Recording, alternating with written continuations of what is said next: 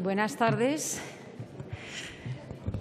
Buenas tardes, querido público que asiste a este encuentro. Estamos en un nuevo encuentro de españolas por descubrir. Es el último encuentro de este primer semestre del año, pero no es el último. Aquí volveremos a partir del 20 de septiembre con muchas más españolas por descubrir. Hoy nuestra protagonista, Emilia Serrano, baronesa de Wilson, creo que es una mujer tremendamente desconocida por el público en general. Y realmente lo poco que la conocemos es lo que ella quiso que conociésemos de su personaje. Y precisamente por eso creo que tiene especial importancia la labor que ha realizado de investigación la persona que hoy nos acompaña en este encuentro, la profesora Pura Fernández. Querida Pura, muchísimas gracias por estar hoy con todos nosotros. Te voy a dar gracias dobles, porque, por un lado, por incorporarte al programa de Españolas por Descubrir, por ser ya colaboradora del Círculo de Orellana y, al igual que nosotros, que hacemos una labor de dar visibilidad al talento femenino, tú también la haces. Pero, sobre todo, te quiero dar también la enhorabuena por ese magnífico libro que has trazado sobre la baronesa de Wilson, una obra de una investigación increíble, cómo te has adentrado en el personaje y en todas esas aventuras que vivió. Así que realmente enhorabuena, porque es un trabajo de investigación increíble. Y eso es lo que precisamente nosotras buscamos, que personas como tú os acerquéis desde la investigación para poder después luego dar esa visibilidad a estas personas, a estas mujeres que conforman este ciclo de Españolas por Descubrir. Así que te agradezco muchísimo que estés esta tarde con todos nosotros. Y yo creo que también, ella estaría encantada, porque yo creo que a partir de hoy esta conferencia iniciará su aventura también a través de, después quedan colgadas todas las conferencias, como saben, en los canales YouTube, tanto del Instituto Cervantes como del Círculo de Orellana, y llegará a muchísimas personas. A ella le gustaban las aventuras y yo creo que aquí iniciamos otra muy, muy interesante.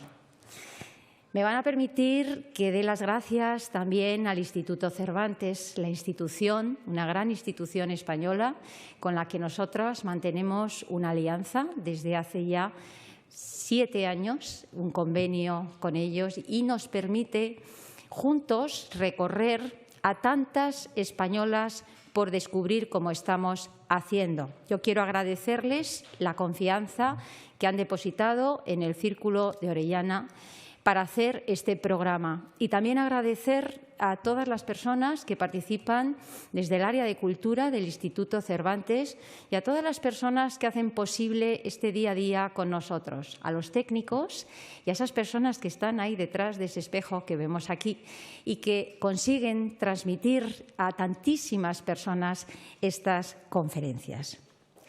Y, desde luego, a todos ustedes, muchísimas gracias, porque realmente es un público fiel que nos sigue desde hace muchos años. Y yo no tengo más que palabras de agradecimiento para todos ustedes, porque realmente verles aquí mes tras mes, las salas con todos los aforos completos.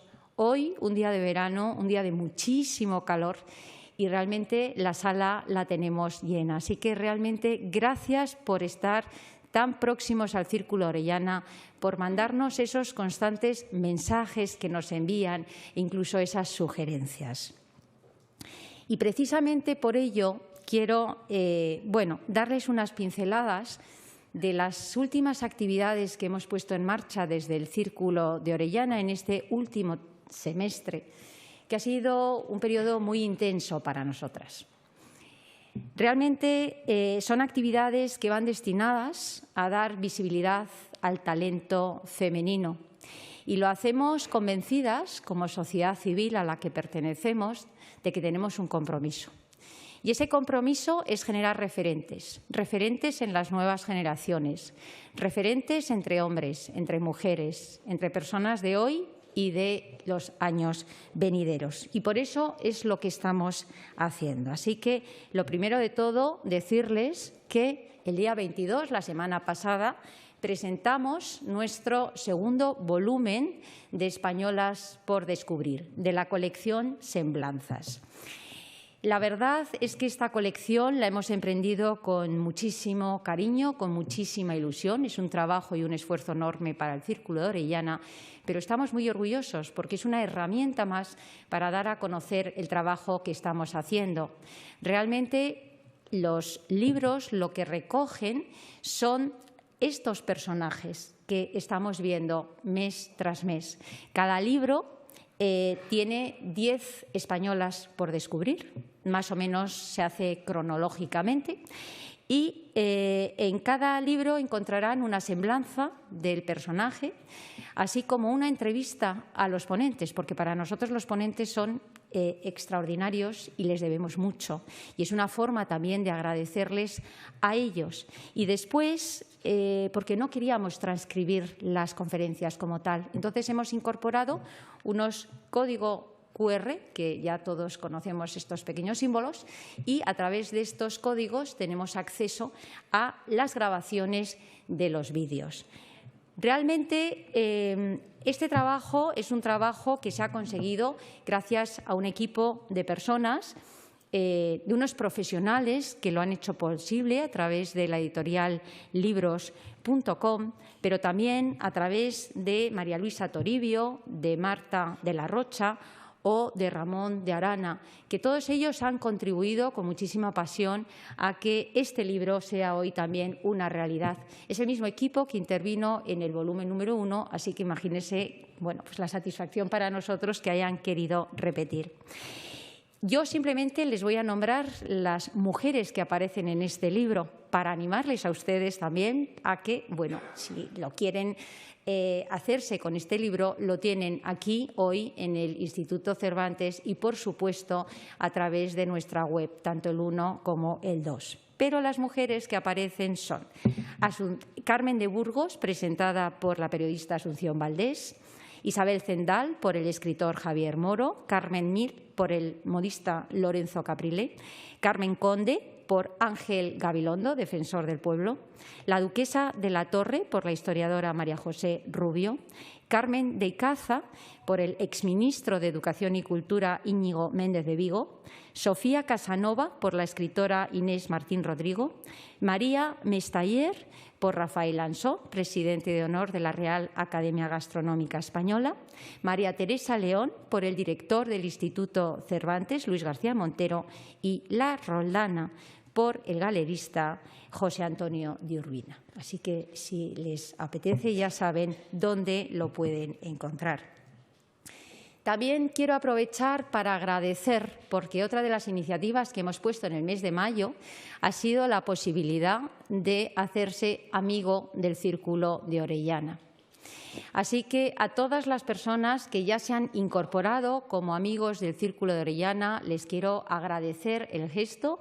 Es una posibilidad que brindamos a las personas que quieran tener un mayor compromiso con nosotras y que nos ayuden también a que nosotras podamos crecer de alguna manera y llegar un poco más lejos. Todo lo tienen explicado en nuestra web. Se puede ser o bien colaborador, o bien protector, o bien mecenas, pero realmente para nosotros es muy importante ese acercamiento de personas que nos lo han solicitado y estamos muy agradecidas a esa ayuda que nos están brindando. Y por último, y antes de presentar a nuestra ponente de hoy, decirles que en este mes de julio, los días 4 y 5 de julio, tendremos unas jornadas que están también a su disposición que realizamos con la Universidad Rey Juan Carlos. Son jornadas que están dedicadas a mujeres que han liderado desde los espacios para la contemplación. Ellas han sido líderes, ellas han sido emprendedoras, ellas han sido gestoras, buenas comunicadoras y han sabido implicar a muchísimas personas. Si a ustedes les apetece, tienen el registro abierto hasta el día 3 de este mes de julio. Es gratuito y se hace en la sede madrileña que está en la calle Quintana. Así que podrán acercarse a mujeres como Sor Constanza de Castilla, Teresa de Ávila, Ana de San Bartolomé, Sor Patrocinio, Rafaela de Ibarra, Dorotea de Chopitea, Maravillas de Jesús o la Madre Félix. Si quieren, ya saben también que a través de nuestra página web tienen toda la información. Y ya sin más voy a proceder a presentarles a la profesora Pura Fernández, que tiene un currículum impresionante. Y yo lo que voy a tratar es de hacer una breve nota biográfica para que vean ustedes un poco todo lo que ha realizado Pura dentro del ámbito de la investigación. Profesora de investigación del Instituto de Lengua, Literatura y Antropología del Centro de Ciencias Humanas y Sociales del CSIC, del que ha sido vicedirectora entre los años 2010 y 2012. Desde el 2019 es directora de la editorial CSIC y responsable del área de Cultura Científica y Ciencia Ciudadana del CSIC desde el año 2021. En el año 2022 es nombrada vicepresidenta adjunta de Cultura Científica y Ciencia Ciudadana del CSIC, un organismo que sobre todo está dedicado, como saben, a la ciencia, a la cultura y al saber. Su investigación se centra, en general, en la historia del campo cultural contemporáneo en los siglos XIX y XX, pero en la actualidad trabaja en las prácticas culturales de las editoras-escritoras y en el discurso biográfico de las autoras y viajeras contemporáneas españolas y latinoamericanas. Es autora, editora y coeditora de más de 14 libros. Yo les voy a destacar de entre todos la reciente biografía dedicada a nuestro personaje, 365 relojes, la baronesa de Wilson, editado por Taurus en el año 2022. Visiting Professor en Columbia University y en New York University, donde ha sido distinguida con la prestigiosa Cátedra de Hispanismo del Centro Rey Juan Carlos I. Ha sido invitada a impartir conferencias, seminarios y cursos de doctorado en numerosas universidades y centros de investigación. Es miembro del Consejo Asesor y de redacción de 19 publicaciones científico-académicas de prestigio internacional, España, Francia, Argentina y México. Y, sobre todo, es una gran experta en gestión científico-académica al haber sido directora y codirectora de al menos 22 congresos internacionales. Con ustedes, Pura Fernández. Querida Pura.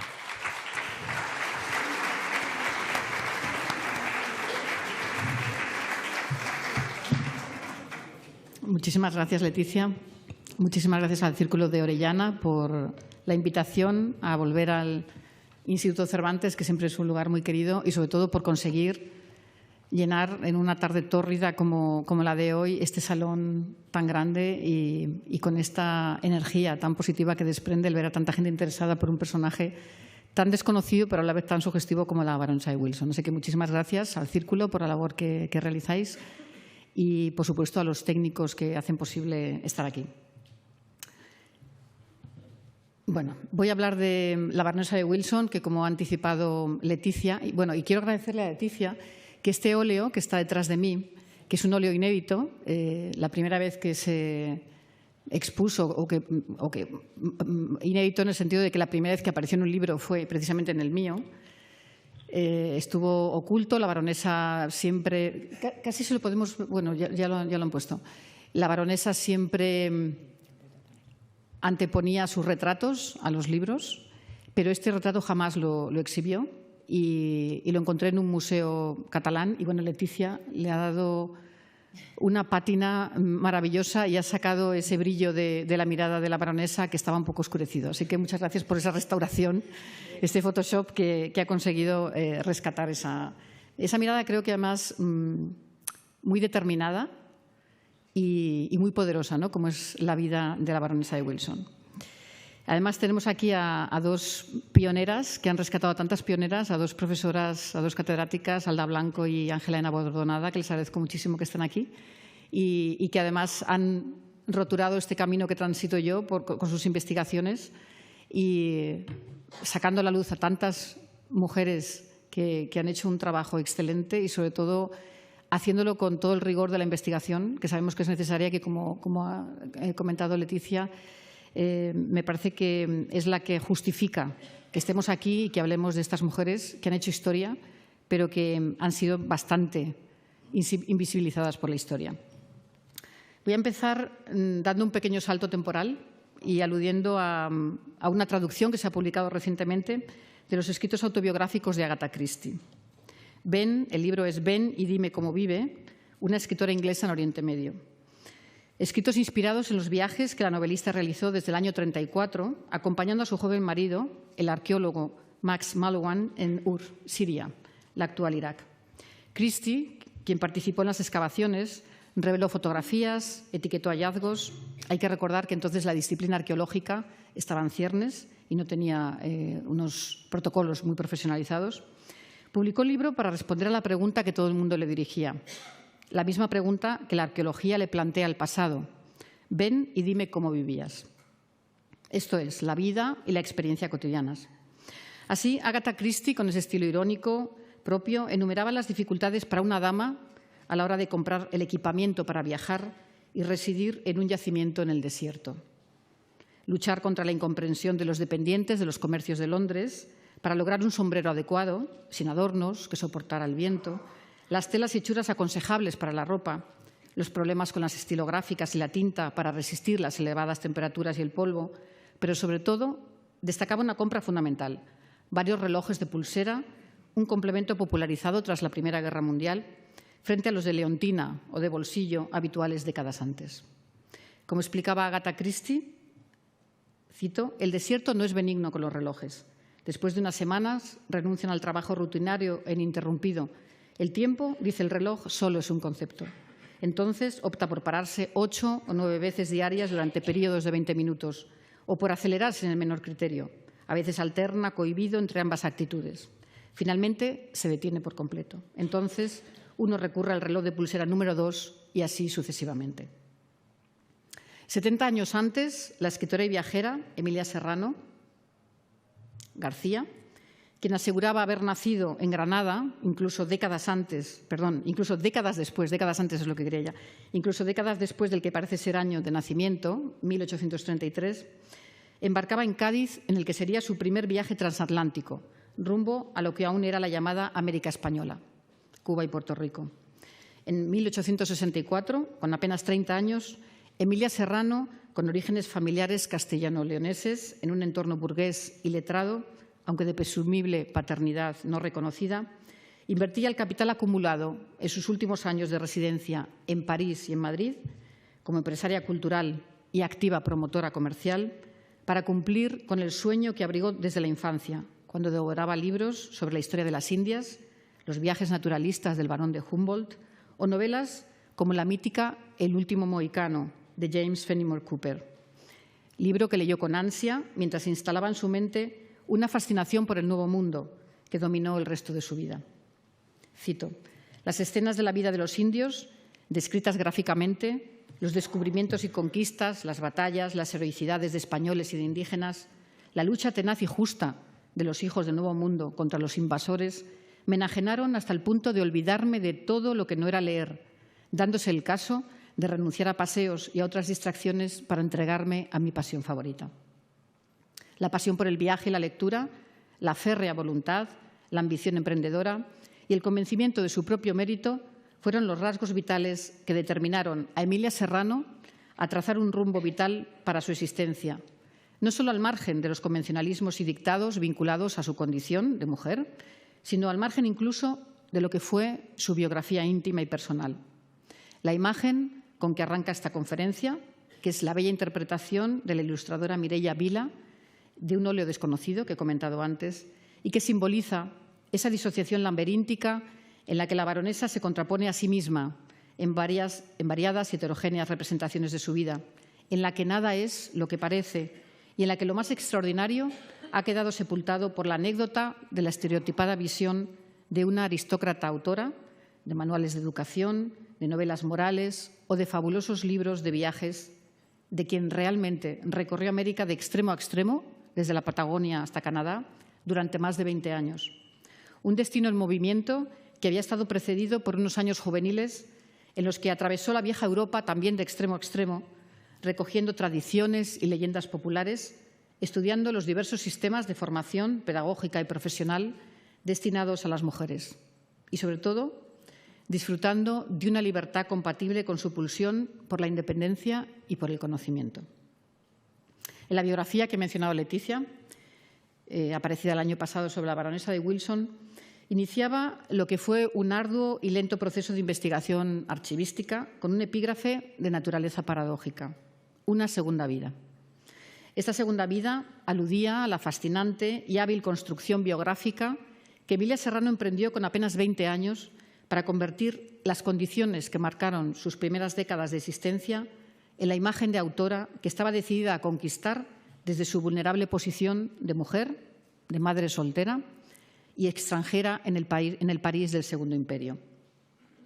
El reto de escribir una biografía sobre la que fue presentada por las crónicas periodísticas de la época como la mujer más célebre de América o como una nueva baronesa Humboldt, estriba en desmontar paso a paso las numerosas versiones biográficas diseminadas por la propia escritora, quien consiguió hábilmente que sus contemporáneos y también la crítica académica actual la repitieran de forma mecánica, pues logró que se publicaran varias biografías autorizadas.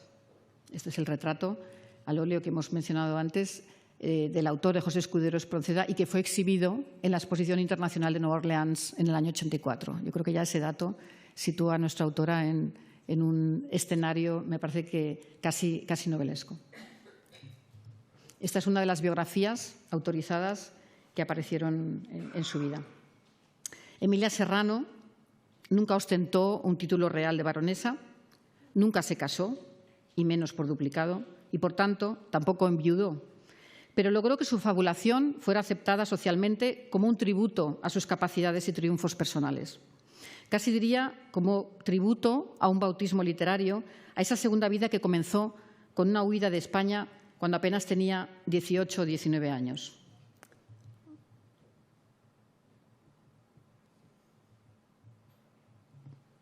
En compañía de José Zorrilla, el autor del Juan Tenorio. Perseguidos por el escándalo, derivado de unos amores prohibidos, si bien el dramaturgo llevaba tiempo inmerso en un matrimonio desafortunado, Emilia Serrano nacerá a la vida pública bajo el seudónimo de Leila, la arrebatada pasión de Zorrilla, fruto de la cual fue Margarita Aurora, fallecida en torno a los 4 años de edad en París, su hija. Como en otros casos históricos, las heridas fundacionales de una trayectoria vital, lo que se llamaba en el siglo XIX una caída, esto es, unos amores ilícitos o el origen problemático según las convenciones sociales, como sucedió en la vida fabulada del escritor Francisco Umbral, según las investigaciones de Ana Caballé, curiosamente también nacido de una joven madre soltera de la burguesía vallisoletana, como nuestra viajera. Estas heridas fundacionales, estas caídas, se sitúan en la piedra angular y oculta de una construcción personal sobre la que se erige el modelo ideal de una biografía sin conflicto y armónica con los paradigmas sociomorales de una época. La noticia de que a lo largo de su vida la baronesa fue acumulando una rica colección de relojes que la acompañaban en sus viajes, parece de nuevo otro oportuno símbolo de lo que fue una constante en su vida: la programación, la disciplina del tiempo y de los recursos, la adecuación a los distintos países, culturas y escenarios que visitaba y la visión global de un mundo conectado por las innovaciones del progreso científico y de la tecnología, por la revolución de los medios de transporte, de la prensa y de la literatura. Los 6 viajes, hay una mosca que está fascinada con la baronesa aquí en la mesa, ¿no?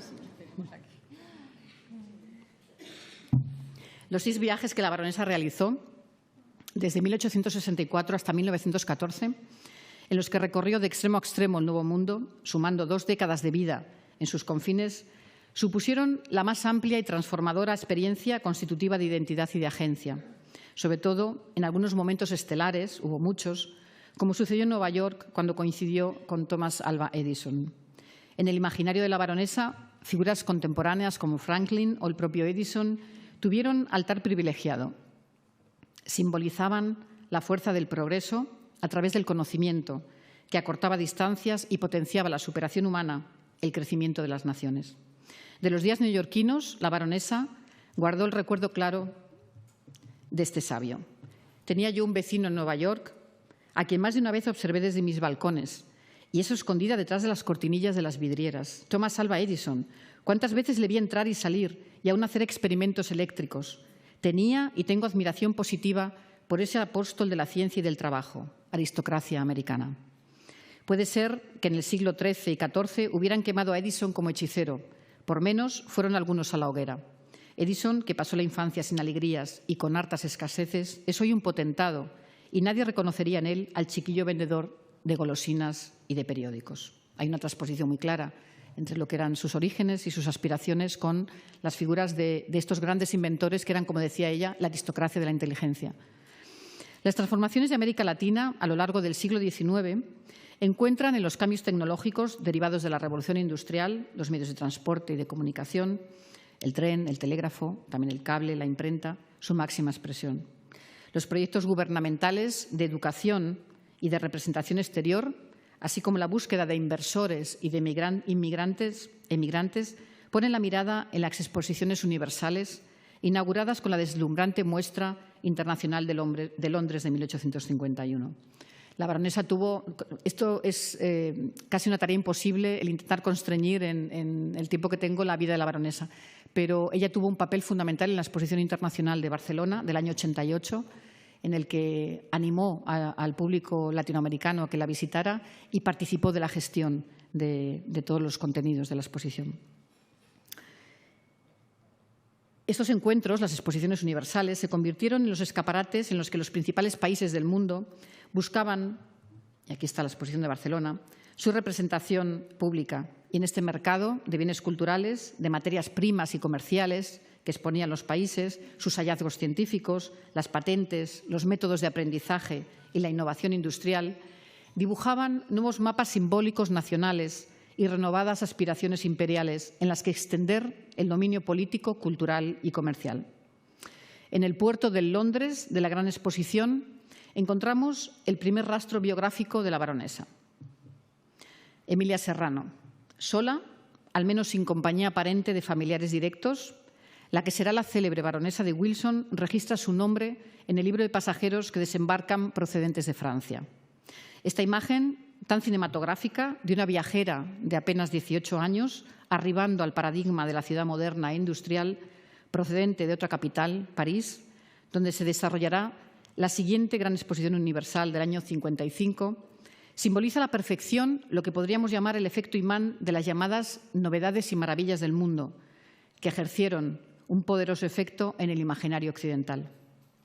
Esta experiencia ofrecía las exposiciones universales, el gran álbum del mundo, el gran álbum del conocimiento contemporáneo, a través de una experiencia sensorial totalizadora, visual, táctil, sonora, dominada por la acumulación de artefactos y de reproducciones efímeras, a modo de la nemosine del Atlas de Barbour, trazado con la escala nueva de la era industrial y, sobre todo, global.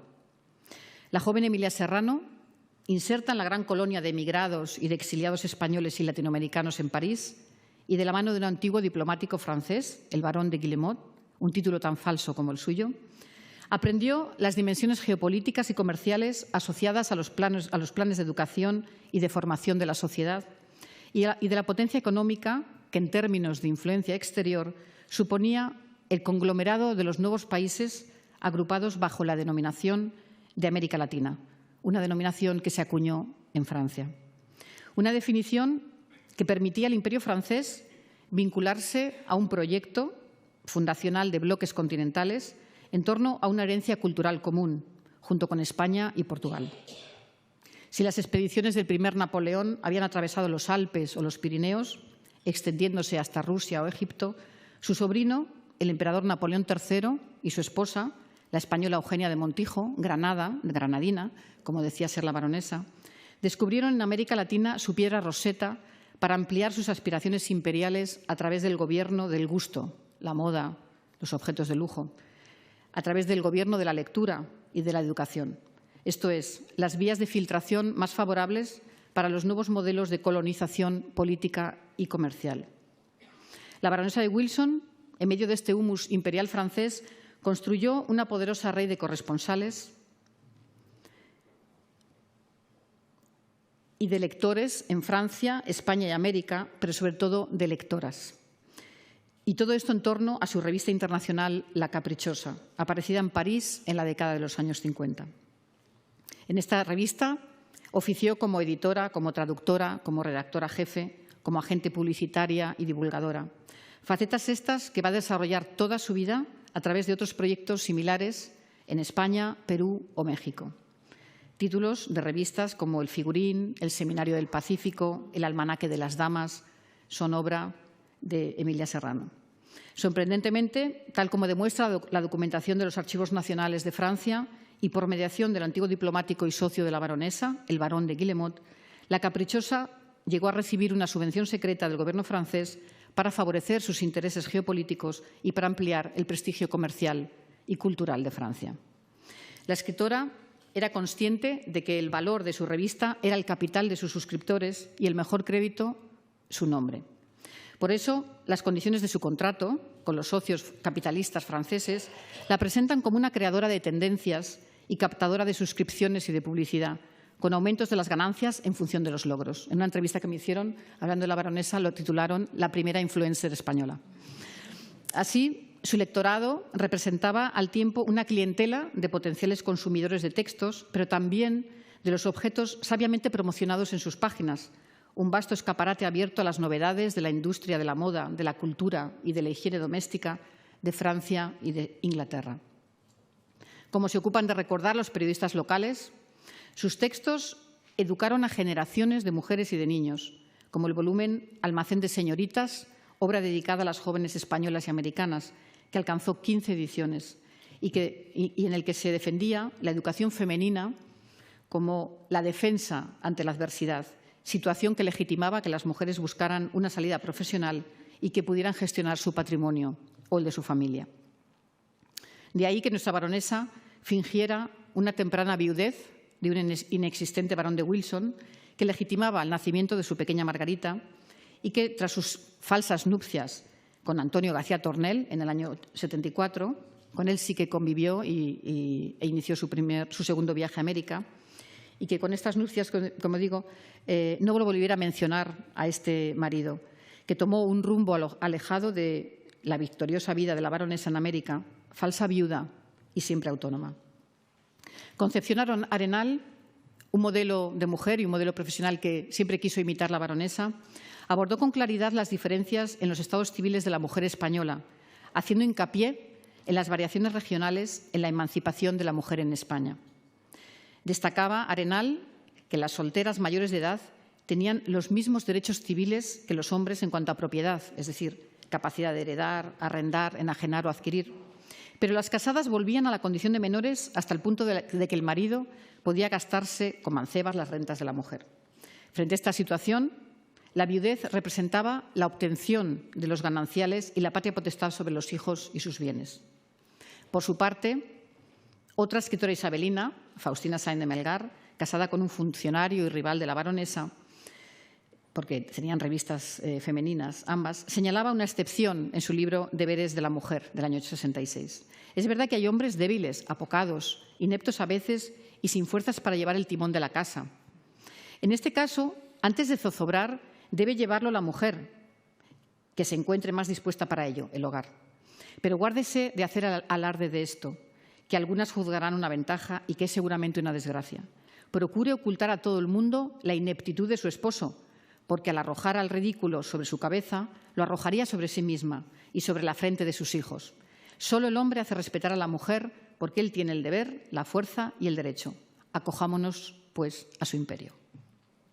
La baronesa actuó como intermediaria comercial, como comisionista, que a través de la correspondencia con su público aconsejaba y se ofrecía como localizadora de objetos, ya fueran telas. Aquí vemos, por ejemplo, algunos de los figurines franceses siempre que incluían las revistas.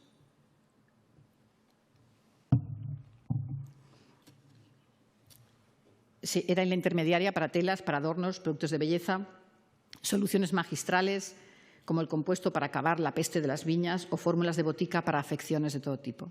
Se trata de esa otra escala de representación de los saberes que encontramos en las revistas femeninas que funda y dirige, con patrones, con guías de bordado, con esas pequeñas geografías de conocimientos útiles y esa planimetría de artefactos artesanales que desafían el silencio y dejan la memoria de obras y de vidas anónimas.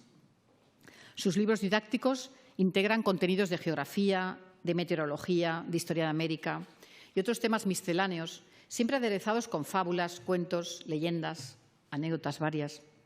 En su autodidacta carrera, como traductora y adaptadora, como agente literaria, la primera agente literaria, y editora, como consejera, como conferenciante, la baronesa fue una constante divulgadora de saberes, algo típico en la prensa de la época, muy favorable a ese saber entre experto y profano, donde se ofrecían nociones amenas de física, de biología, de historia, de arte, de decoración, de farmacopea, geografía, literatura, comercio, pero fundamentalmente sobre pedagogía enfocada hacia la formación y la profesionalización de las niñas y de las mujeres, con una perspectiva que destaca por su variedad de disciplinas, temas y enfoques. Instalada en París, hacia 1853, Emilia Serrano entró en contacto con el mundo literario francés y con la comunidad muy amplia intelectual de origen español e hispanoamericano que residía en la capital francesa, fruto de migraciones y de exilios. En circunstancias adversas, logró fundar una revista, La Caprichosa, que se convirtió en un éxito editorial distribuido también en España y en la mayor parte de los países americanos. Autotitulada baronesa de Wilson, por obra y gracia de esos méritos que ya conocía como propios, la periodista y escritora, traductora y empresaria cultural, al tiempo que recorría Europa, estudiaba sus sistemas pedagógicos para la educación de las mujeres, a quienes estimularía para que se convirtieran también en productoras de conocimiento experiencial, vivido y práctico, al margen de los centros acreditadores del saber, las universidades, las academias o los ateneos de los que estaban excluidas las mujeres. Hay que recordar que en estos años se forja y se consolida en España el espacio y la representación social de la figura del autor. Se constituyen las primeras asociaciones profesionales de escritores y de artistas y se consolidan otros órganos legitimadores como los liceos, las sociedades artísticas, la prensa, pero sobre todo se codifica el derecho de la propiedad intelectual y la noción de autoría inalienable y constitutiva de autoridad, una lucha que tuvo en la baronesa de Wilson una de sus más combativas defensoras, tal como aprendió de otros autores a los que frecuentó en Francia, como Georges Sand o Lamartine. Y logró convertirse en la primera agente literaria internacional como representante del gran autor francés Alejandro Dumas. Sabemos que es el autor más celebrado del siglo y ella fue la gestora de los derechos de traducción al español. En el último viaje en el que el maestro francés realizó a España, en el año 70, la baronesa fue su cicerone y, en sus propias palabras, logró modificar esa visión algo negativa que tenía el escritor francés de nuestro país. Y así lo puso también en contacto con otras autoras, amigas, como Carolina Coronado, que se preciaba de conocer a Alejandro Dumas y nunca reconoció que se lo había presentado a la baronesa.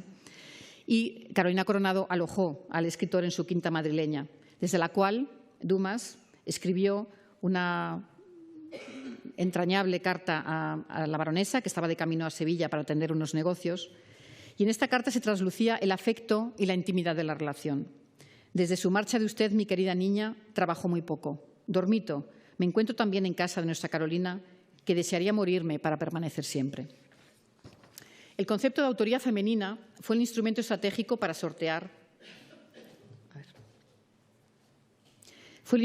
Aprendió mucho de Alejandro Dumas, la baronesa. Fue el instrumento estratégico para sortear el atributo con que la baronesa vino al mundo y que definía como la pequeñez de mi nombre. Es algo que repite constantemente. Un nombre femenino y sin reconocimiento paterno claro. En su ensayo El por qué escribo hay toda una poética de la autoría intelectual y, leído en clave biográfica, una recusación de la bastardía y de la ilegitimidad de su origen, del nombre, que ella adapta a sus aspiraciones cambiándolo, inventando un título y un marido de origen anglo-germánico. Una fábula enrevesada que forjaba una genealogía propia basada en sus logros, a los que sumaba los de una comunidad femenina iberoamericana que superaba la pequeñez del nombre femenino original, con la gloria construida a través del trabajo intelectual de esas obreras del pensamiento, como las llamaba su amiga peruana, Clorinda Mato de Turner. La baronesa de Wilson regresa a España en la década de los años 60 y consigue un papel relevante en el mundo cultural y en la corte de Isabel II, a la que llega a dedicar un himno real compuesto a raíz de la Guerra de África.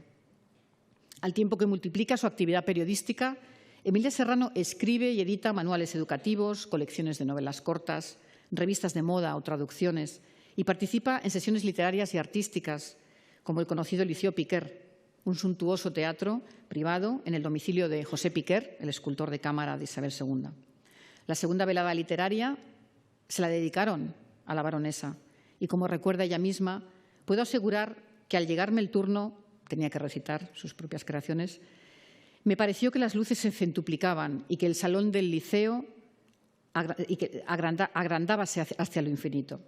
El miedo escénico inicial se traduce en una voz ahogada por la emoción al recitar una composición propia dedicada a Piquer, pero en la recitación de la segunda oda ella dice: mi voz, que de suyo es llena y hasta un poco fuerte, habíase elevado a su justo diapasón, hasta cautivar a todos los asistentes. Y es algo que repiten las crónicas periodísticas al día siguiente.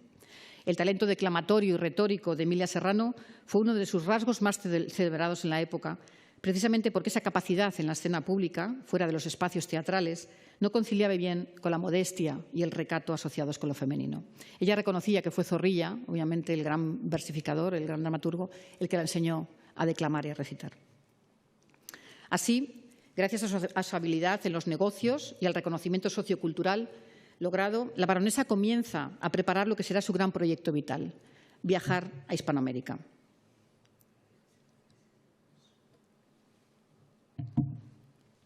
Encontró en estos viajes espacios favorables a la expresión de sus ideales, por ejemplo, en Chile, el Chile de la década de los 70, simbolizó el modelo de relaciones entre el Estado y la religión que ella defendía desde su reconocido catolicismo. Una fe basada en la tolerancia y en el respeto a otras creencias y muy alejada de la práctica pública esperable en una mujer del siglo XIX. Del Chile, del decreto de Amunátegui, que permitió el acceso de las mujeres a la universidad y la inserción profesional, destacó la tolerancia que había y el respeto por las prácticas religiosas de cada cual. La conciencia es libre, dice la baronesa, y el individuo es el único responsable de sus creencias. Véase si no están en esto más adelantados que en nuestra decrépita Europa, en donde presencié la muerte de un protestante que por esta única circunstancia no fue permitido por sacerdote fanático y seguramente ignorante a que pasase por delante de la Iglesia, ni el carro mortuorio ni el acompañamiento. Si su paso por Argentina, primer destino de su viaje más largo, el que desarrolló entre 1875 y 1886, le acercó la gran referencia de las letras y de las redes culturales americanas, Juana Manuela Gorriti. Brasil sirvió también para que la baronesa hiciera su campaña personal antiesclavista en pro de los valores éticos y humanitarios del progreso.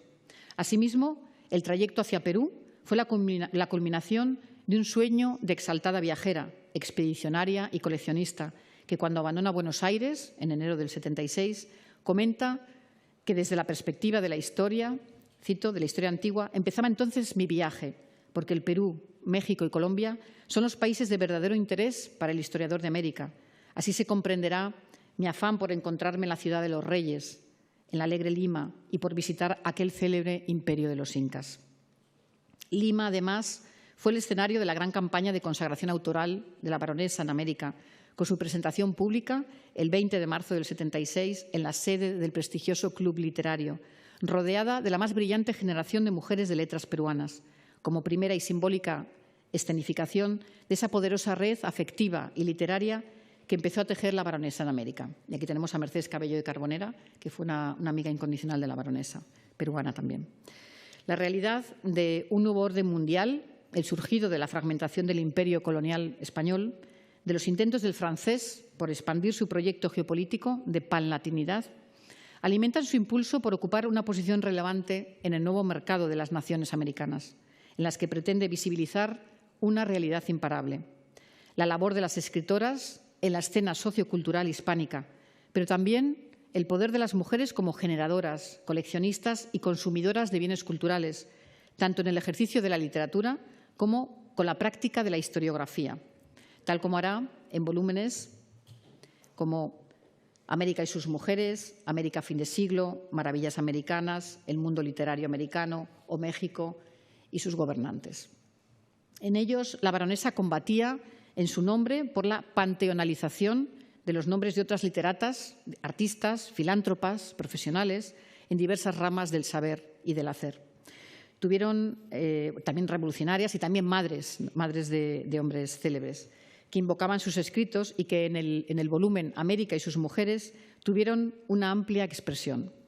Se trataba, cito, de la gran serie de tipos femeninos dignos de mención, que han dado poderoso aliento a las revoluciones de todas las épocas y desde los más apartados tiempos, recusando así el mito y la trampa de la excepcionalidad femenina.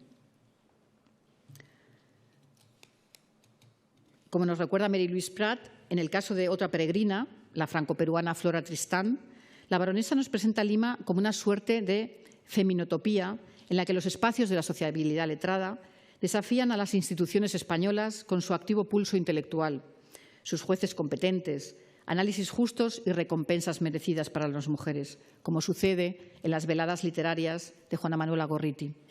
Este escenario lo evoca la baronesa en América y sus mujeres y dice: es cosa y admirable y digna de mención el espíritu progresista que de algunos años a esta parte cunde por América a favor de la mujer y para honra de aquellos que toman parte activa en la útil evolución, dando fuerza en este terreno, como en otros muchos, a las opiniones autorizadas que afirman el adelanto del nuevo mundo y la decadencia del nuestro.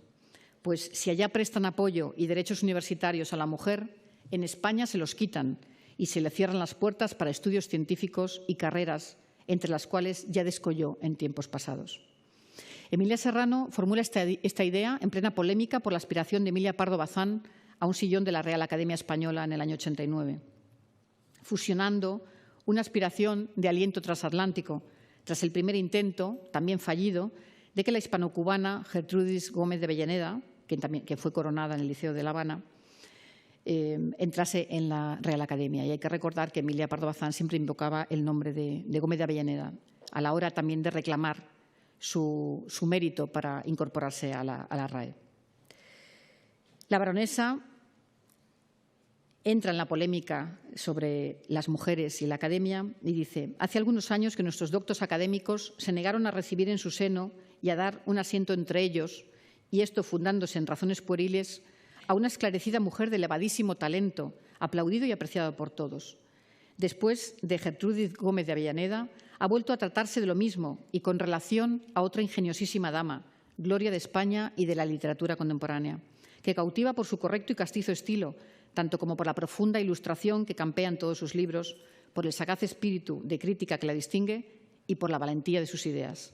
Refiérome a Emilia Pardo Bazán.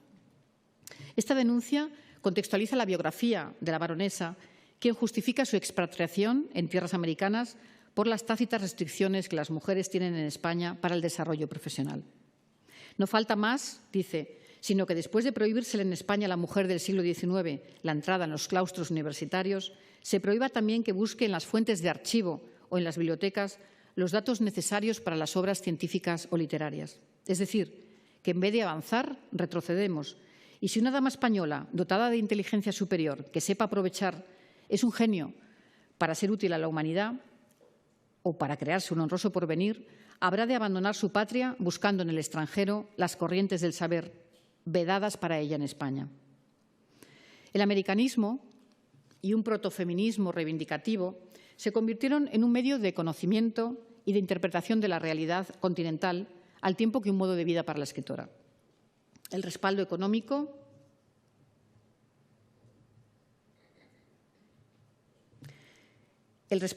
y simbólico recibido por gobiernos como los de Guzmán Blanco en Venezuela o Porfirio Díaz en México alimentaron su gran proyecto de redactar la Historia General de América en 20 volúmenes. Una hazaña inconclusa que durante años situó a la baronesa en el horizonte de los padres fundadores de la crónica americana. El acceso, por cierto, esta imagen femenina es Carmen Romero, que es la esposa de Porfirio Díaz y que en la prensa y en Internet podrán ver como identificada como la baronesa de Wilson. No es la baronesa de Wilson. Apareció en un artículo hace unos años y como tiene un talle fino y un aspecto victoriano, pues parece que se asocia más al título de baronesa de Wilson que nuestra baronesa, pero no es ella. Lo digo porque se sigue reproduciendo. Es una falsa identificación. Ella es Carmen Romero, es la mujer de Porfirio Díaz, es la primera dama mexicana durante décadas y muy amiga de la baronesa de Wilson, a la que dedicó libros y que realmente favoreció mucho su labor en México.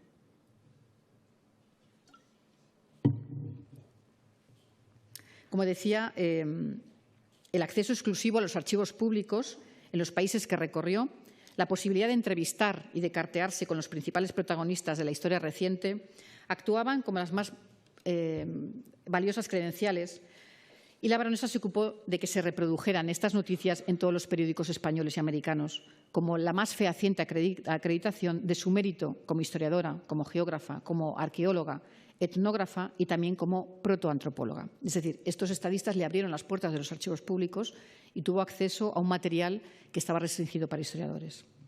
Porque, como aseguraba la escritora en el prospecto que anunciaba su gran obra, La Historia de América, su conocimiento de los nuevos yacimientos, excavaciones, el acceso a fuentes inéditas y la recolección de fuentes orales directas la convertían en una practicante de la nueva ciencia histórica y, por lo tanto, en revocadora de falsos mitos y errores.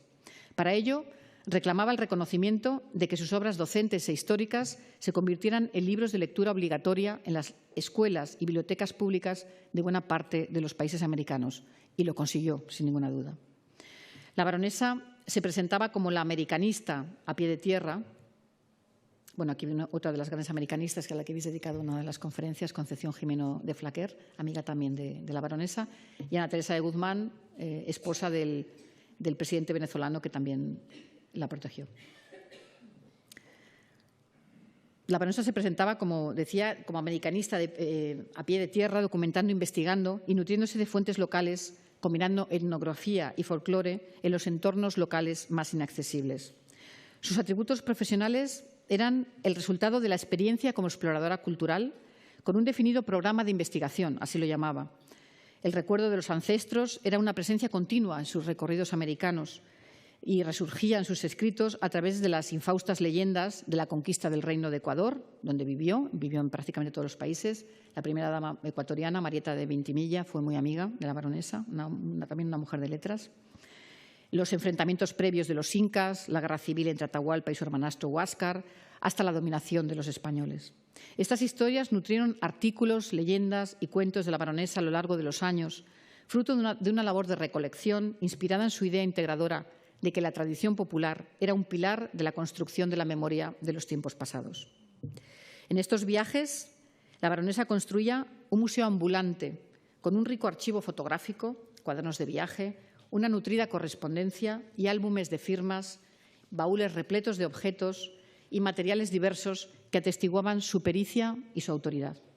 Como otras autoras pioneras del americanismo, la colombiana Soledad Acosta de Samper, la aragonesa Concepción Jimeno de Flaquer, la asturiana Eva Canel, nuestra viajera legitimaba su americanismo forjado sobre el terreno frente a lo que llamaban estas mujeres los historiadores de gabinete, que describen de memoria, sin más trabajo que copiar tal o cual libro rancio de algún fraile estudioso. Eva Canel, como otras escritoras del momento, residente también en el continente americano, abogaba por ese modelo de la mujer estudiosa, hermanada en una comunidad intelectual dedicada a la investigación y a la preservación de las fuentes para la historia matria. La idea y la expresión de Canel fueron repetidas significativamente por Concepción Jimeno cuando impartió la primera conferencia dada por una mujer en el Ateneo de Madrid en el año 90. Civilización de los antiguos pueblos mexicanos. En esta conferencia, la autora enarboló una apología de las mujeres aztecas a raíz de sus trabajos en México, como la baronesa, frente a esos historiadores de gabinete pertrechados en las academias, universidades españolas y dispuestos a codificar un americanismo excluyente. Paradójicamente, el clímax de las dos fechas simbólicas del año 92 y 98, entre las que se articuló el campo académico del americanismo, a instancias especialmente de la Real Academia de la Historia y del Cuarto Centenario, tuvo como efecto casi inmediato la desintegración de los restos del imperio colonial español. una convulsión de dimensiones internacionales que alumbró una nueva era en el continente americano y reorientó progresivamente el meridiano cultural y político. Si bien el llamado desastre del 98 favoreció la extensión del americanismo, impulsado por un liberalismo reformista y regeneracionista, lo cierto es que en el reparto de cargos oficiales y distinciones todos cayeron en nombres masculinos y la labor de mujeres como la baronesa, como Acosta, como Canel o Jimeno de Flaquer tuvo un eco irrelevante en la historia oficial de la disciplina. Pero nadie impidió que en el año 91 la impetuosa baronesa lograra uno de los hitos más relevantes en su intensa búsqueda de reconocimiento como americanista. La invitación por parte del Gobierno de la República Dominicana para que dictaminara si la caja de huesos hallada en la Catedral de Santo Domingo con el nombre del marino contenía los restos de Colón y de su hijo Diego, oficialmente enterrados en La Habana, todavía territorio español. A pesar de que este episodio le generó situaciones incómodas a su regreso a España, esto pasó también con su apoyo final al independentismo cubano. La escritora, con acceso a los presuntos restos colombinos y a todo tipo de documentación histórica en su estancia en Santo Domingo, no dudó en emitir un informe asegurando que sí, que los restos de Colón, que se decían en la Catedral de Santo Domingo, eran los restos del marino y desautorizaba de esta manera la versión española. En el cierre de América a fin de siglo, del año 97, la baronesa retoma la coda de una soñada Unión Iberoamericana del Conocimiento y del Progreso, que cual constelación americana, se la llamaba, constelación americana intelectual, completara en el siglo XX el poderío del mundo de Colón, convirtiendo sus mares en una arteria donde los barcos universales se agiten en tumultuosa comercial actividad, importando y exportando, siendo germen de vida para los pueblos y heraldos del adelanto de sus campos y ciudades, que en fantástica competencia habrán escalado la cumbre del florecimiento, enmohecidas las armas y arrinconados los cañones. Vemos que el estilo a veces es muy florido. Esta tarea cartográfica es la que Emilia Serrano abandera con su proyecto de activismo cultural trashumante, con su labor de diplomacia cultural y científica, no exenta de un notable oportunismo político que la convirtió en asesora de mandatarios como el mexicano Porfirio Díaz o el venezolano Joaquín Crespo, también del costarricense José María Castro o del guatemalteco Aparicio de Barrios, a los que llegó a través de sus relaciones femeninas. Es decir, su manera de llegar a muchos de estos hombres de Estado era a través de la red de las esposas, de las madres, de las hermanas y de las hijas. La baronesa de Wilson, que había recorrido Europa de extremo a extremo, estudiando la enseñanza profesional y los modelos pedagógicos, redactó muchos trabajos sobre educación moderna y asesoró a algunos gobiernos en estas lides. Este sello es el suyo, que es falso también, ya lo creo, ¿no? No es difícil ver el paralelismo con la situación de la mujer y la radical confianza de la baronesa en la perfectibilidad a través de la fuerza motriz de la educación y del esfuerzo de la voluntad. La luz del progreso, la potencia volitiva, a través del emblema de lo que va a ser la enseña de la baronesa, el lema de la baronesa toda su vida, querer es poder, conforman los pilares vitales y el discurso de la viajera por las repúblicas americanas, tal como expresa en los diversos periódicos que fundó y en los que apela a la libertad, a la educación y a la filantropía. Pero su ambición principal se centraba en visibilizarse como una de las renovadoras de la historiografía americana a través de una fórmula impregnada por la experiencia personal y por la dimensión diplomática. Buscaba atraer emigrantes e inversores europeos y expandir sus exportaciones y comercio, así como difundir las innovaciones en los sistemas de explotación de grandes espacios de cría animal en Argentina, en los ingenios azucareros de Cuba o la grandeza minera de Chile. La riqueza de los recursos naturales y su desaprovechamiento por las luchas civiles o por las convulsiones naturales de toda organización nueva, como decía, era una de sus lamentaciones más repetidas. La dimensión aplicada, productiva, de los conocimientos a las empresas, a los gobiernos, a la sociedad, se convirtió en la razón de su vida. La baronesa acreditaba la experiencia a pie de tierra, las consultas constantes de bibliografía, la relación directa o por carta con los expertos y con los protagonistas de los hechos. Siempre estaba atenta al desarrollo derivado de las materias primas, a las adecuadas técnicas de explotación, habla de cultivo de cacao, del caucho, del tabaco, de la quina, del café, así como de maderas o del potencial negocio con las conchas o las perlas. La economía capitalista y extractivista, potenciada por las grandes rutas comerciales, la revolución de las redes ferroviarias, el telégrafo o el cable, cosas que contemplaba la baronesa en sus viajes, implicaba una revolución en la circulación, en la aplicación y en la explotación del conocimiento gestado y emanado desde los espacios del poder intelectual, académico y editorial, y ese fue el mejor aprendizaje para el éxito de su empresa profesional. Así, lo que llamaba sus investigaciones sobre geografía u orografía obedecían también a una mirada estrategia, la misma que aplicó a sus proyectos editoriales, que le permitió ejercer de asesora de presidentes, como el general Porfirio Díaz, al que recomendó, y es increíble, en estas cartas se registra, los estudios topográficos para evitar el fraude fiscal e implantar el sistema del impuesto catastral, con un plan propio. Esta visión de Estado se debió ver acentuada por su amistad y contacto con esa red de mujeres que he comentado, cercana a los órganos de poder, y en la que tuvo una relevancia Carmen Romero. De forma intuitiva, resultado de una vida en movimiento y de una lectura constante, la baronesa practicaba una visión de la historia como una disciplina alimentada por la antropología y las ciencias sociales, aderezada con una selección anecdótica de hechos, pero también por las narraciones y las crónicas de viaje. Los recursos de la imaginación y de la arquitectura simbólica y metafórica, producto de una educación muy visual y literaria, están muy presentes, porque no hay que olvidar además la impregnación de los muy difundidos libros del barón de Humboldt y su estilo romántico y artístico. Los anuncios de sus obras, aquí está ella posando con esos atributos, ¿no?, del conocimiento de los libros. Los anuncios de sus obras destacaban por el lujo de los grabados, por los retratos, los dibujos, los mapas, los planos, y siempre empleaba un estilo persuasivo, a medio camino entre la crónica amena y colorista, pero rigurosa, y el saber enciclopédico a la luz de las novedades bibliográficas. Los escritos humboldtianos y las muchas oportunidades profesionales que la fértil América ofrecían alimentaron las ambiciones de numerosos aventureros europeos de las ciencias. En el nuevo continente encontraron la receptividad, estos aventureros de las ciencias, la receptividad de gobiernos deseosos de asociar sus instituciones y países con quienes creían vinculados con renombradas instituciones europeas. El interés por las culturas originarias de América, por parte de arqueólogos, de coleccionistas, de museos ingleses, alemanes y franceses, se vio alentado por las experiencias y hallazgos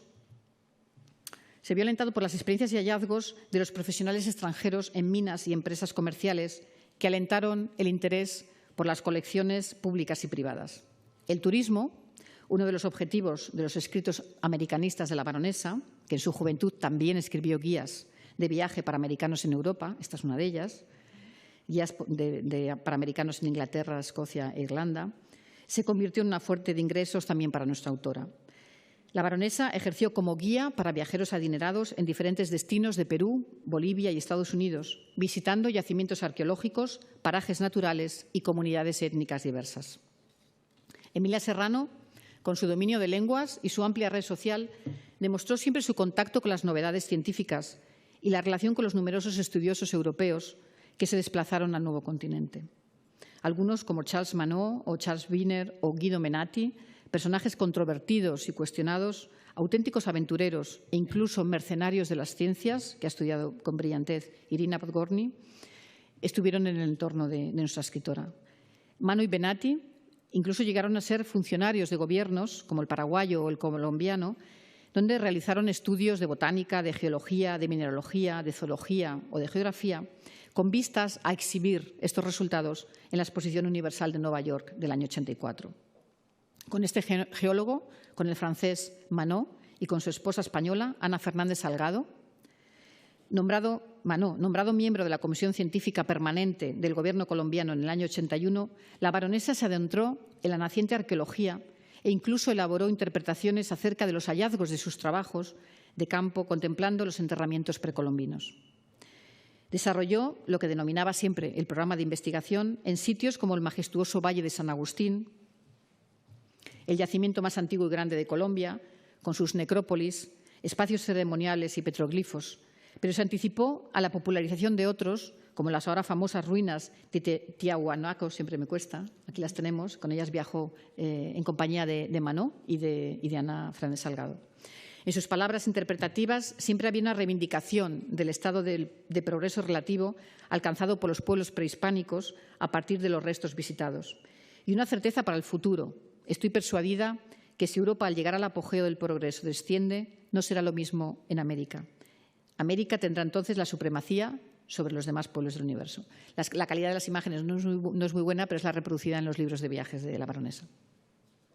La baronesa también intentó que su estela perdurara y donó parte de su colección personal de artefactos y piezas arqueológicas a instituciones catalanas, como el Ayuntamiento, y a diversos museos para disfrute y formación de la ciudadanía.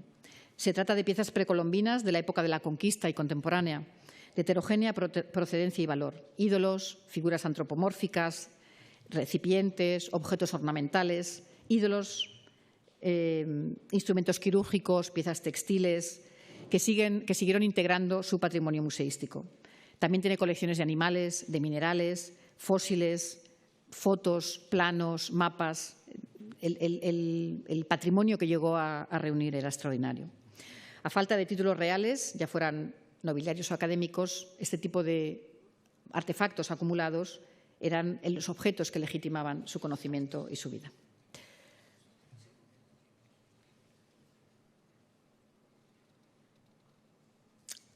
¿Cómo voy de tiempo?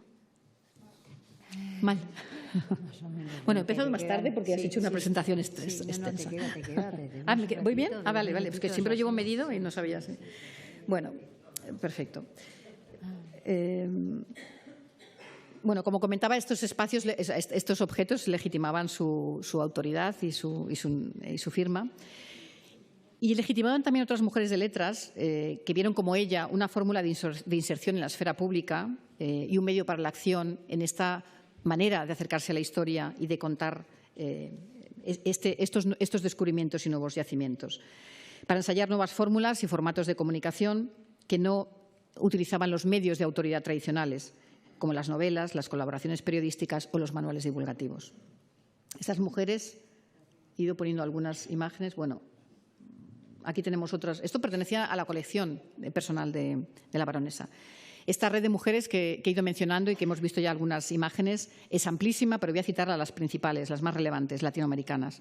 Juana Manuela Gorriti, Clorinda Mato de Turner, Juana Manso, Mercedes Cabello de Carbonera, Soledad Acosta de Samper, Eduarda Mansilla o Laura Sánchez de Cuenca, que establecen una red con múltiples nodos y conexiones y que son realmente las figuras más emblemáticas de las letras femeninas del siglo XIX. Como ellas, la baronesa, al igual que otras españolas como Concepción Gimeno, Eva Canel o Belén Sárraga, escapó a esa lógica del control que a través del movimiento. Sabemos que el movimiento huye del control y lo evita. Y crearon esas redes de sociabilidad fundadas en los afectos y en la escritura, en la naturalización de las diversidades de saberes, de comunidades y de discursos, de memorias y de experiencias, de estos sujetos apartados de los círculos habituales del saber. Sus trayectorias nos enseñan cómo se convirtieron en agentes y empresarias de sí mismas y en productoras de conocimiento, aunque parezcan ahora algo similar a lo que se llaman esas estrellas enanas negras, sin luz ni calor, ante nuestra mirada sesgada y a menudo simplificadora. Tengo aquí una cita larga que voy a saltar, pero que habla de una reivindicación que hace una historiadora excelente, que es Isabel Bourdiel, y ella lo hace en nombre de Emilia Pardo Bazán, y la otra gran Emilia del siglo XIX pues es lógicamente Emilia Serrano. Isabel Bourdiel señala que figuras como Emilia Pardo Bazán, con esa oscilación entre el conservadurismo y el progresismo, entre la defensa de la moral católica y el pionero feminismo, ofrece un modelo vital que se resiente de la ansiada uniformidad que biógrafos y críticos parecen necesitar al acercarse a su versátil trayectoria y a su proyecto de modernidad. Es algo muy similar a lo que pasa con la otra gran Emilia. Del análisis de las biografías de otras autoras feministas y católicas y de su legado, se extrae la conclusión de que no solo fueron fagocitadas y en buena medida neutralizadas en sus aspectos más transgresores por la política más conservadora y sexista, sino que además no encontraron sintonía con las mujeres del liberalismo radical, demorepublicano y socialista, por esa aura conservadora asociada con las manifestaciones de religiosidad, lo que implica una doble exclusión histórica y académica, como recuerda Bourdiel. Quiero recordar algo que va a sonar muy obvio.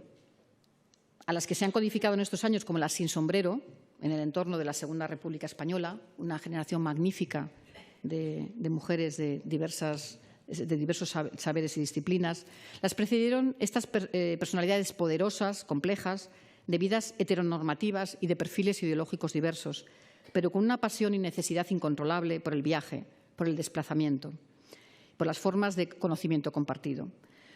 Unas formas de vida que desafían y disuelven con su fluidez todo binarismo excluyente, apelando a otras fórmulas epistemológicas de las que la vida y el testimonio de la baronesa de Wilson es la más fascinante representación para proyectar conexiones y diálogos con un tiempo histórico de grandes cambios, crisis y transformaciones que tienen en su vida su mejor narrativa y testimonio. Mujeres, en suma, que como Agatha Christie se armaron de sombreros y de relojes, ajustándolos a sus necesidades y expectativas atípicas. En la antesala, ya por terminar, en la antesala de la Primera Guerra Mundial, la baronesa tuvo que regresar precipitadamente a España por problemas de salud en la que sería su última travesía transatlántica. Pasó sus últimos años entregada a la elaboración de su más ambicioso proyecto, la inconclusa Historia General de América en 20 tomos, es lo que proyectaba, así como la edición de sus numerosos libros para intentar que su nombre y el de tantas otras mujeres perduraran en el tiempo y en la memoria. Su mítica colección de relojes, que le ayudaron a moverse entre usos horarios diversos, cuando aún no estaban consensuados los meridianos, así como a viajar con objetos de valor para sortear dificultades, sirvieron para mitigar las penurias en sus últimos momentos, cuando sus amistades se extinguían, los aires literarios y culturales avanzaban en otra dirección y sus últimos proyectos no terminaban de fraguar. En el año 23 falleció en Barcelona y su rico y singular archivo documental y material desapareció en manos de su albacea, como su nombre, ahora olvidado en una fosa común del cementerio de Montjuïc. Pero frente a este olvido, en este primer centenario de su muerte, estamos en el primer centenario, y esperamos que el año que viene, que es el primer centenario de su primer viaje a América, 150 años, esperamos que haya una gran exposición. En este primer centenario de su muerte podemos celebrar el éxito de la vida que soñó y que logró y el legado que aún permanece, incluso en las guías turísticas de algunos países centroamericanos en los que dejó la inventiva de nombres en hoteles o localidades. Cierro esta conferencia con una nueva cita de la baronesa en la que recordaba sus primeros años de vocación lectora y literaria y en donde se expresa la esencia de su personalidad errante y apasionada. La pequeñez de mi nombre se encontró protegida y amparada por el de aquellos colosos de la literatura y trabajé sin descanso. Nada me arredraba y aún las 2 o 3 horas que destinaba al sueño me parecían instantes preciosos robados a mis estudios y a mis producciones. Y recorriendo los espacios sin fin de la vida, he pasado los años que van transcurridos desde entonces. Mis lágrimas o mis sonrisas, mis impresiones entusiastas y juveniles se revelan en mis obras. Los acontecimientos me impulsan a escribir y expreso lo que siento.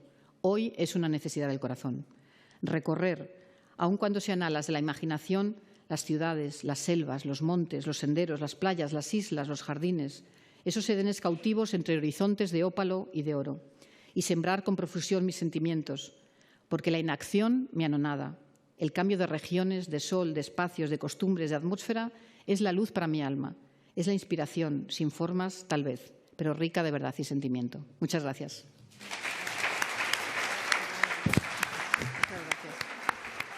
Bueno, tengo que cortar, pero vamos a ponerla.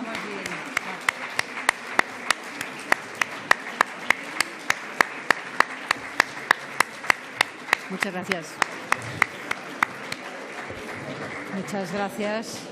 Muchas gracias, Pura, por este recorrido que has hecho, adentrándonos en la vida con mucha pasión de la baronesa de Wilson. Magnífica intervención y yo creo que ha sembrado mucha curiosidad para que podamos seguir investigando un poquito en ella. Es un poquito ya tarde, no sé si hay alguna pregunta, como hacemos otras veces, y si no, pues les esperamos en el mes de septiembre. Veo que no hay ninguna pregunta, ¿verdad? Ah, sí, una pregunta. Los relojes que... No sé si está tomando. Si puedes. Sí. ¿Se me oye? Sí.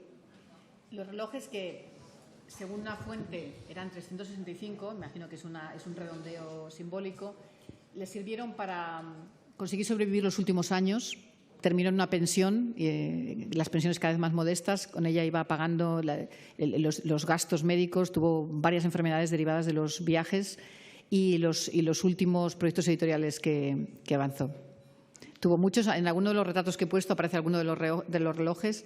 Incluso en México documenté que le habían robado uno de oro de su domicilio, o sea que ella viajaba con ellos, pero le sirvieron para amortiguar la penuria de los últimos años. Si no hay más preguntas, gracias de nuevo, Pura, por todo el recorrido, por tu labor de investigación.